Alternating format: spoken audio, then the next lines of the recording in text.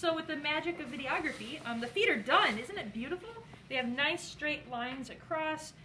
It's been blended and smoothed in all edges. There are no little gaps or cracks or spaces. However, if we were to flip this over, we can't really guarantee that the feet are all the same level, right? So we need to go ahead and take any sort of flat surface, and you don't want to kill this. You don't want to smash it real hard, but just enough to where all 4 feet are being secured and they now have a flat bottom.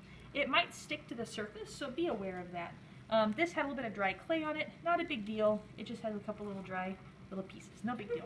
So now it's a nice flat bottom, so when we do turn this over, you'll be able to have that nice and not wobbling. Last thing is, we need to know that this is your platter. So to do that, you want to put your signature on the bottom. So when we say on the bottom, we want to put it right there in the space between the 4 feet.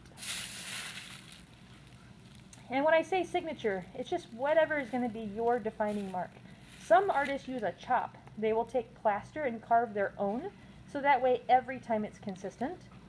It can be your full name, it can be initials, it can be a symbol, whatever it is that marks that this is going to be your project. Otherwise, I have no idea who it belongs to. And when I start yelling out of the kiln, I'll just start yelling whatever I see. Also consider you don't want to carve all the way through to the other side. I've had people when they did their signature, they carved through and they ruined their bottom. So just be aware of those different things. With your projects, now that it has initials, it has feet, I compress one more time. So each edge, I should probably grab 2 of these. I'm going to grab two edges and do them at the same time. I don't want to touch the feet, because if I touch the feet, I might damage it. But see how the edges get a little bit wobbly just as it's sitting there? So if I compress both ways, making sure not to trap the plastic in there. And I just grab this off the counter. Anything that's a flat edge that runs the length of your project. Notice how it kind of bows it up a little? I'm really pushing kind of hard to compress. Okay, I don't want to flip this over now because the feet are too soft. If I flip this over, the feet will smash. Also, if I kind of feel the edge of this, see how this doesn't really stay in shape? When this is kind of like, the guy that I learned it from said it's kind of like Gouda. I don't know, I'm not real familiar with Gouda cheese. So we say leather hard is this big stage, but right now it has too much flex to it. When I touch the edges, and this goes as one solid piece, so this entire corner and the edge lifts up, I know it's ready. Right now, if I flipped it over, the whole thing would kind of flower petal out.